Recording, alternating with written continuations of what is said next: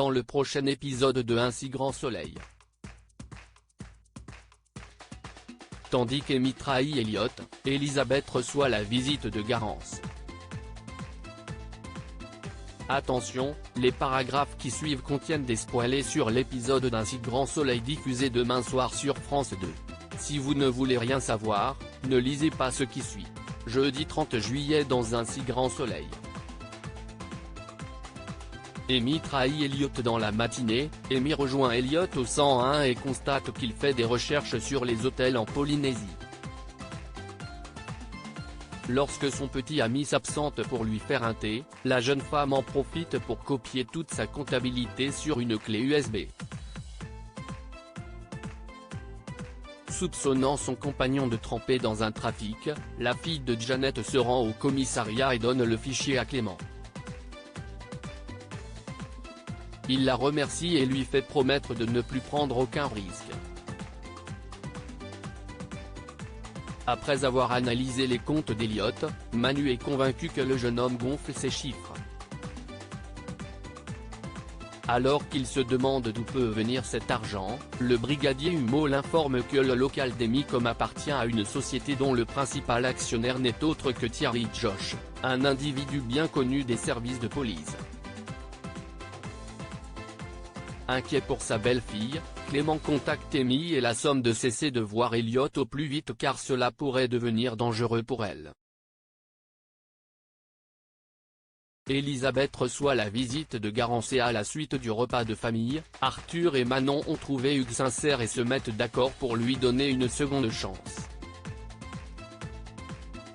Pendant ce temps, Julien reçoit Garance, l'ancienne belle-fille d'Hugues. Comme Garance a constitué un dossier démontrant que son ex-beau-père a détruit la vie de sa mère Evelyne, Julien l'a prie de bien vouloir discuter avec Elisabeth afin de lui raconter son histoire.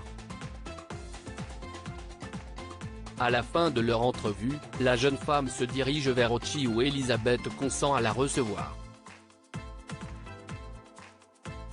Garance relate alors l'enfer qu'a vécu Evelyne en épousant Hugues.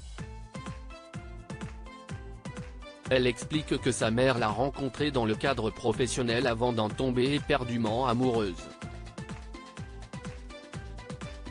Après un mariage en cachette à Las Vegas, Hugues a commencé à dépouiller sa femme de sa fortune et à épier ses moindres faits et gestes grâce à des caméras de surveillance placées dans toute la maison.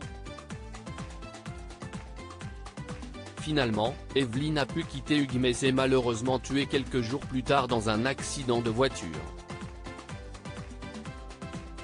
Tandis que Garance affirme qu'elle ne croit pas une seconde à un suicide, Elisabeth semble choquée des nombreuses similitudes dans leurs histoires. Elle joint Hugues et rapporte que son ex-belle-fille lui a rendu visite pour la mettre en garde contre lui. Pour sa défense, ce dernier prétend qu'un juge a prononcé un non-lieu face à ces accusations calomnieuses et précise qu'il a même obtenu une mesure d'éloignement contre Garance.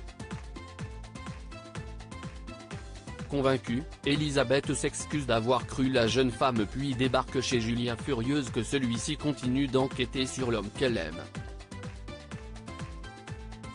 Certaine que Garance a menti, Elisabeth, qui n'a plus confiance en son fils, refuse de continuer à voir sa famille tant qu'elle n'acceptera pas véritablement Hugues.